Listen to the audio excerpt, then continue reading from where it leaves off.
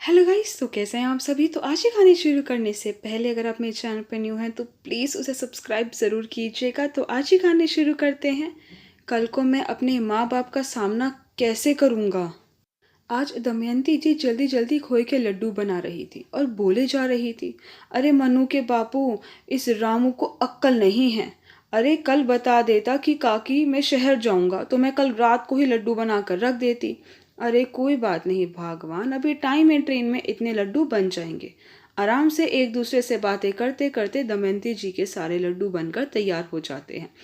तो वह एक टोकरी में उन लड्डू को रख कर ऊपर से कपड़ा लपेट देती है। फिर एक थैली में आम के अचार का डिब्बा, दाल की मंगोड़ी, पापड़, घर का बना घी, सारा सामान डालकर रख देती है। इतने में रामू आ जाता है। तो दमयंती जी कहती हैं, ध्यान से लेकर जाना सारा सामान। तो रामू पूछता है, अरे इतना क्या सामान डाल दिया काकी इस थैले में। तो दमयंती जी कहती है, अरे कुछ नहीं रामू, बच्चों के लिए थोड़ा अचार लड्डू बनाए हैं, शहर में यह चीज़ कहाँ मिलती है। तो रामू कहता है, हाँ काकी जी यह बात तो है, मिल भी जाए तो उसमें माँ के हाथों का स्वाद थोड़ी ना होता है। तो दमयंती जी कहती हैं, ठीक है बेटा, और रामू सामान लेकर चला जाता है। वह शहर पहुंचकर सबसे पहले महेश के घर सामान पकड़ाने जाता है। तो महेश कहता है, आओ रामू। तो रामू कहता है, अरे नहीं यार, देर हो जाएगी, दुकान के लिए थोड़ा सामान लेने आया था, काकी ने यह सब सामान भिजवाया है। बड़ी किस्मत वाले हो यार, इतनी दूर होकर भी माँ के हाथों का बना खाने को मिल जाता है। मैं तो इस सुख से बचपन में ही वंचित हो गया था। फिर वह सामान देकर चला जाता है। इतने में महेश का बेटा आ जाता है और कहता है, पापा दादी ने लड्डू भेजे हैं, खोलो ना।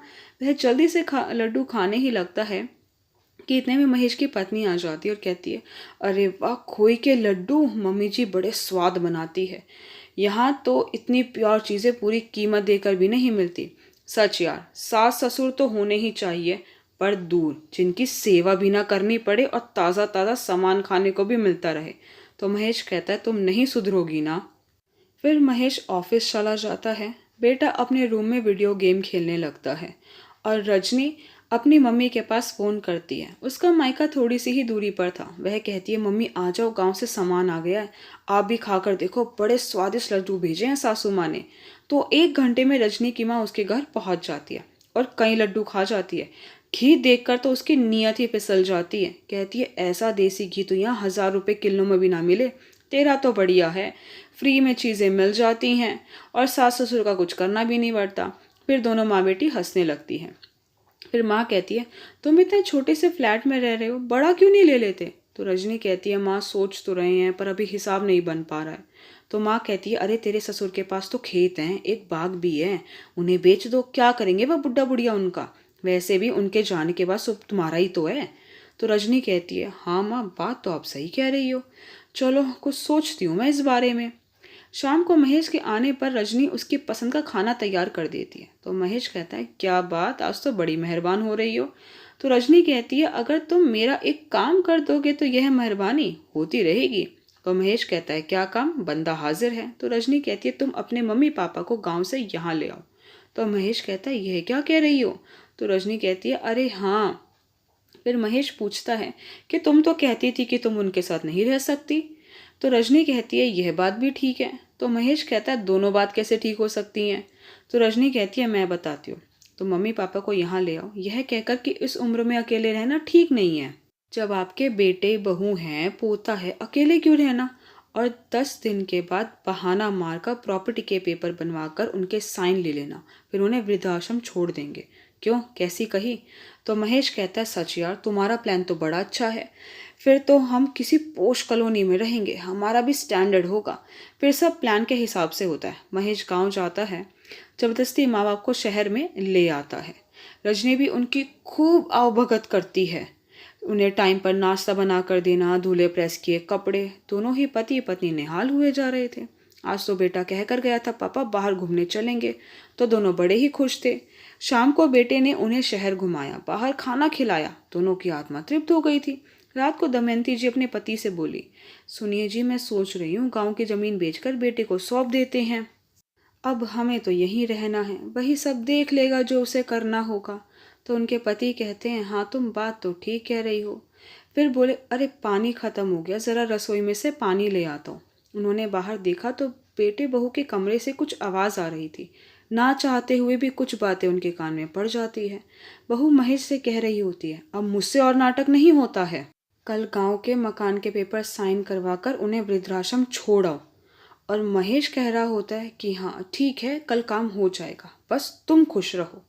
वह बिना पानी लिए अपने कमरे में आ जाते हैं और बेटे बहू की सारी बातें दमयंती जी को बताते हैं, तो जो सुनकर वह शौक रह जाती हैं। फिर दोनों सुबह 5 बजे उठकर बिना किसी को बताए गांव के लिए निकल जाते हैं। रजनी सुबह उठकर चाय लेकर उनके कमरे में जाती है तो देखते हैं कमरे में कोई नहीं है और उनका सामान भी नहीं है।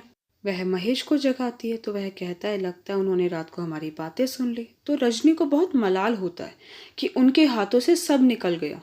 दमयंती जी और उनके पति दोनों गांव पहुंचते हैं तो रामू आगे ही मिलता है और काका काकी घूम आए शहर। तो वह कहते हैं, बेटा घूम आए पर शहर में दिल नहीं लगता, हमारा दिल तो गांव में ही लगता है अपनों के बीच। रामू उनकी आवाज़ सुनकर समझ जाता है कि कुछ तो हुआ है, पर पूछकर उन्हें शर्मिंदा नहीं करना चाहता था। फिर रामू कहता है कि काकी मैं आपकी भैंस ले आता हूँ हमारे घर से। कमी तो वैसे पति पत्नी को पहले भी किसी चीज़ की नहीं थी, खेतों में से अनाज सब्जी आ जाता था, भैंस का दूध कुछ बेच देते थे और कुछ का घी बना लेते थे। पर अब उनका मन खुश नहीं था, काफ़ी टाइम लग गया उन्हें संभलते संभलते। अब दमयंती जी ने शहर सामान भेजना बंद कर दिया क्योंकि उनका मन खट्टा हो चुका था। कहती धोखा देने की क्या जरूरत थी, वैसे भी तो यह सब कुछ उनका ही था। अब रजनी भी पछता रही थी कि माँ की बातों में आकर गांव से इतना जो सामान आता था उसे भी हाथ धोना पड़ा। प्रॉपर्टी तो अब मिलेगी ही नहीं और जो 2-4 सामान मिल जाता था वह भी बंद हो गया। एक दिन रामू कहता है, काकी कल मैं शहर जा रहा हूँ, कुछ सामान भेजना हो तो बता दो। तो काकी कहती है, बेटा भी कुछ तैयार नहीं है। फिर रामू अपना दुकान का सामान लेने शहर आ जाता है। वहाँ रोड पार करते हुए उसे महेश दिख जाता है। तो रामू मुंह फेर कर जाने लगता है तो महेश उसे आवाज़ लगाता है, अरे रामू क्या बात, बहुत दिन हो गए, घर पर नहीं आए। तो रामू कहता है, अरे भैया हम क्या नहीं आए, वह तो काकी सामान नहीं भिजवा रही है, अब पहले काकी सामान भिजवाती थी तो आ जाते थे, पर तुम्हें उनका यह आशीर्वाद प्यार भाया ही कहाँ, तभी तो अपने पैरों पर ही खुद ही कुल्हाड़ी मार ली। तो महेश पूछता है, अरे ये क्या कह रहे हो रामू।